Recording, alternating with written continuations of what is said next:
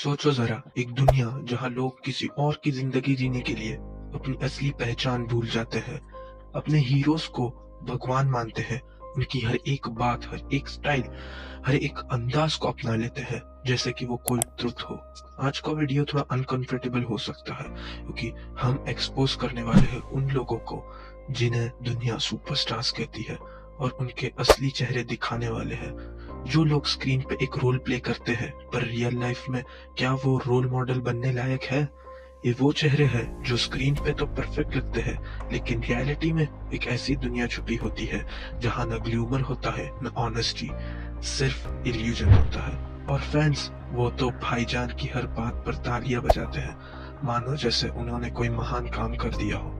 एक बार सोच के देखो, अगर कोई आदमी सिर्फ इसीलिए तुम्हारा रोल मॉडल बन गया क्योंकि उसने 100 करोड़ कमा लिए या किसी हीरोइन के साथ डांस कर लिया, तो क्या तुमने अपने स्टैंडर्ड्स इतने लो कर दिए?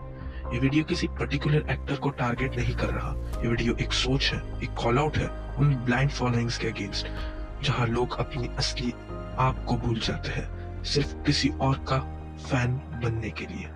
रेडी हो? चलो शुरू करते हैं। असली चेहरे दिखाते हैं उन सुपरस्टार्स का जिन्हें दुनिया भगवान समझती है।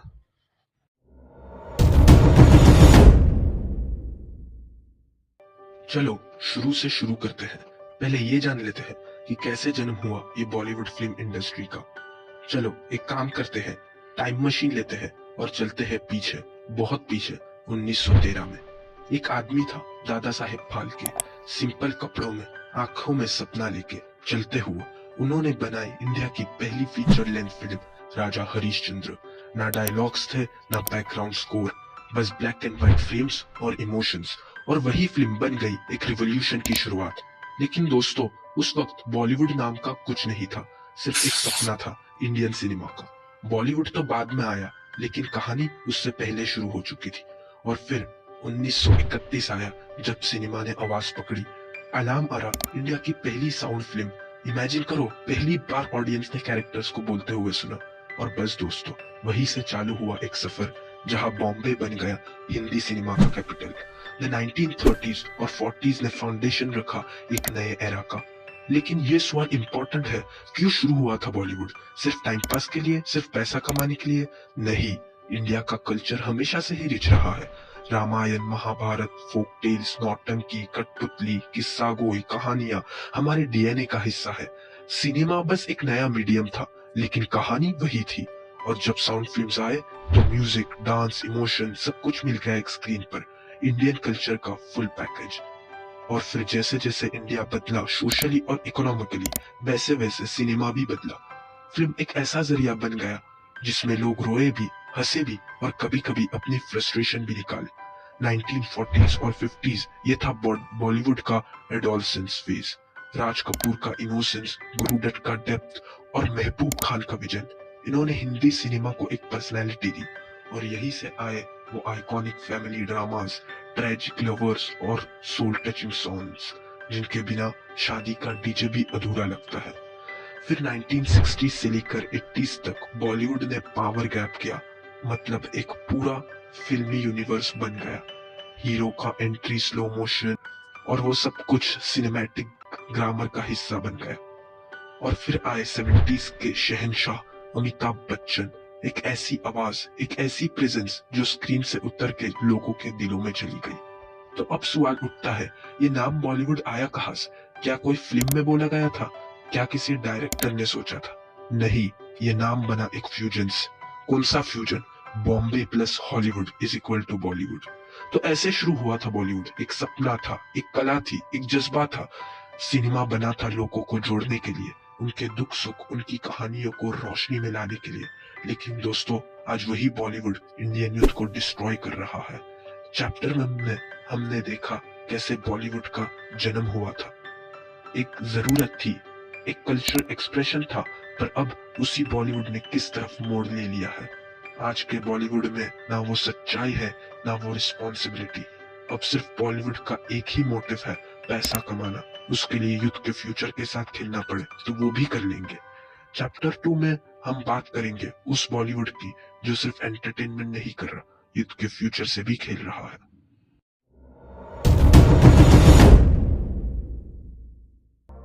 आज की यूथ अपना सब कुछ दांव पे लगा देती है इन एक्टर्स के लिए। उनका स्टाइल कॉपी करती है, उनकी बातें रिपीट करती है, उनके हर एड को सच मान लेती है। और ये एक्टर्स वो क्या करते हैं, एक सिंपल सा एड प्रमोट करते हैं, इस पे बैटिंग करो, पैसा कमाओ, और दूसरी तरफ ये पान मसाला का टेस्ट, वाह भाई वाह। तुम समझ रहे हो, जिस जनरेशन को कल देश संभालना है, उसी जनरेशन को इन एड्स के जरिए बेवकूफ बनाया जा रहा है। ये सब बिजनेस है जिसमें एक्टर्स को पैसा मिलता है, करोड़ के ब्रांड डील्स और बड़ी बड़ी कंपनी को भी पैसा मिलता है। लेकिन तुम्हें क्या मिलता है? तुम्हें मिलता है गिल्ट, रिग्रेट और खाली वॉलेट, क्योंकि ये डील तुम्हारे लिए कभी फेयर थी ही नहीं। और सिर्फ बैटिंग ही नहीं, पान मसाला, टोबैको प्रोडक्ट्स जो क्लियरली लिखा होता है कैंसर का कारण, वो भी प्रमोट किया जा रहा है खुले आम। और मूवीज में खुले आम दिखाया जाता है एक्टर्स को सिगरेट पीते हुए, और ये कूल दिखाया जाता है, जिससे यूथ को ये लगता है कि सिगरेट पीना कूल होता है। इसीलिए कितने टीनेजर्स मूवी देख के सिगरेट पीना चालू कर देते हैं। पर सबसे बड़ी बात, कोई कुछ कहता क्यों नहीं, कोई आवाज क्यों नहीं उठाता? क्योंकि पैसा बोलता है, और जब पैसा बोलता है तो सच छुप जाता है। यही एक्टर्स जिनके लिए तुम अपना लॉयल्टी बैंक बन चुके हो, वो तुम्हें गलत चीजें सिखा रहे हैं। और तो और उनकी हर एक चीज स्क्रिप्टेड होती है। कौन से कपड़े पहने जाएंगे एयरपोर्ट पे, कौन से डायलॉग बोलने हैं किसी इंटरव्यू में, कौन से चैरिटी का पोस्ट डालना है इंस्टाग्राम पे, सब कुछ इमेज का हिस्सा है। बड़े बड़े पॉडकास्ट में आके अच्छी बात करते हैं, और उनके अंधे फैंस उसकी क्लिप्स कट करके यूट्यूब पे म्यूजिक डाल के ऐसे दिखाते हैं कि सब सोचने लग जाते हैं कि वाह, ये एक्टर कितना ग्राउंडेड है। पर तुम नहीं जानते, ये सब प्लान होता है। एक टीम होती है जो उनका हर पोस्ट, हर मूव डिसाइड करती है। जब किसी एक्टर का नाम किसी कंट्रोवर्सी में आता है, तो पहले एक साइलेंस होती है, फिर एक इमोशनल वीडियो आती है, मैं तो बस समझाने की कोशिश कर रहा था, मुझे माफ कर दो। और लोग माफ भी कर देते हैं। क्यों? क्योंकि इमेज स्ट्रॉन्ग है, फैंस अंधे हो चुके हैं। तुम्हारा प्यार असली था, लेकिन जो तुमने फॉलो किया वो असली नहीं था। तुम इनके लिए लड़ते हो, कमेंट सेक्शन में वॉर करते हो, लेकिन जब तुम स्ट्रगल कर रहे हो लाइफ में, क्या उन्हें याद भी रहता है तुम्हारा नाम? एक तरफ बोलते हैं स्टे हेल्दी, स्टे फिट, दूसरी तरफ प्रमोट करते हैं पान मसाला और गुटखा। कैसे समझाओ तुम्हें, ये सब बिजनेस है, तुम्हारा हेल्थ नहीं, उनका प्रॉफिट इंपॉर्टेंट है। और सबसे डेंजरस चीज क्या है, यूथ उनकी जिंदगी को रियलिटी मान लेती है। उनका लाइफस्टाइल, उनका फैशन, उनका एटीट्यूड सब कॉपी कर लेती है। पर असल में तुम उनका असली चेहरा कभी देख ही नहीं पाते। उनकी जिंदगी को देखकर सब लोग अपनी जिंदगी को कोसते हैं कि काश मेरी भी ऐसी जिंदगी होती। पर सबकी जिंदगी अपनी जगह अच्छी होती है। दोस्तों समझो, ये दुनिया फेक बन गई है। तुम्हें लगता है कि तुम किसी हीरो को फॉलो कर रहे हो, पर असल में तुम एक इल्यूजन के पीछे भाग रहे हो। ये एक्टर्स तुम्हारी लाइफ के जिम्मेदार नहीं है, तुम खुद हो।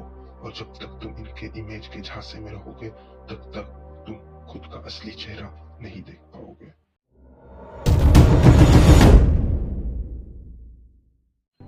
तो अब सवाल ये है, जब हमें पता चल गया कि बॉलीवुड का सच क्या है, एक्टर्स का असली चेहरा क्या है, इसको कैसे मिसगाइड किया जा रहा है, तो अब हम क्या करें?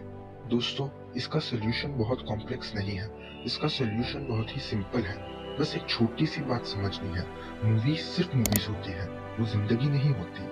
फिल्म देखनी है, बिल्कुल देखो, लेकिन सिर्फ एंटरटेनमेंट के लिए, सिर्फ उस 2-3 घंटे के लिए जहाँ तुम थोड़ा हंस लो, कुछ सीख लो या रिलैक्स कर लो। और फिल्म्स भी कौन सी देखनी चाहिए? ऐसी फिल्म्स देखो जिसमें कुछ आपको नॉलेज मिले, जिसमें गलत सिखाया जा रहा हो, ऐसी फिल्म मत देखो। तुम्हारा टाइम, तुम्हारा अटेंशन, ये सब चीजें कीमती है। इन्हें सिर्फ उन चीजों में दो जो तुम्हें ग्रो करने में हेल्प करे। और जो एक्टर्स को ब्लाइंड फॉलो करता है, उसे समझाओ, उसे अवेयर करो कि ये सब गलत है। तुम चाहो तो खुद भी क्रिएटर बन सकते हो, डायरेक्टर बन सकते हो, या बस एक इंटेलिजेंट व्यूअर बन सकते हो जो सब कुछ ब्लाइंडली नहीं मानता। तो एक्टर के फैन हो तो वो फैन बनो जो उनसे उम्मीद करता है कि वो सिर्फ अच्छी चीजें प्रमोट करे, जो उनसे क्वेश्चंस करे जब वो गलत करे। ब्लाइंड लवर नहीं, अवेयर ऑडियंस बनो। बॉलीवुड तुम्हारा फ्यूचर डिसाइड नहीं करता, तुम खुद करते हो। तो आज के लिए इतना ही दोस्तों। ये मेरी पहली वीडियो थी। इस वीडियो में मैंने अपना बेस्ट दिया है। तो भी अगर आप कुछ पूछना चाहते हो या फिर कोई सजेशन या एडवाइस देना चाहते हो, तो कमेंट कीजिए। और भी टॉपिक्स कवर करने हैं जो हम आगे आगे की वीडियोस में करेंगे।